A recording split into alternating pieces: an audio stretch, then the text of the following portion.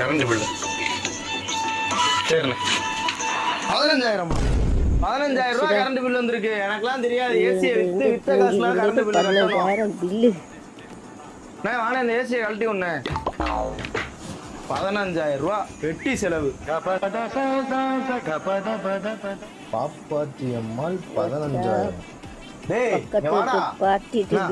அவங்க வீட்டு பில்ல ஏன்டா நீ கொண்டு வந்திருக்க? என்ன அவங்க வீட்டு பில்லு? இதுக்குதான் படிங்கடா கேக்குறீங்களாடா? அவன் என்னன்னா அந்த வீட்டுல கொடுக்க வேண்டிய பில்ல ஒன்ட்ட கொடுத்துட்டு போயிட்டா, நீ என்னடா அந்த அம்மா கட்ட நீ போய் கட்டிட்டு வந்திருக்க. அது ஒரு 15,000, இது ஒரு 15,000. திண்டுக்கல் ஆக மொத்தம் 30,000 ரூபாய் நஷ்டம். சம்பாதிச்சா பத்தாது, கொஞ்சமா ஜெனரல் நாலேஜ் வேணும். போய் கொடுத்து திருப்பி வேண்டாம் போ. 30,000? ஏன் சம்பளமே 10,000 ரூபா தான்.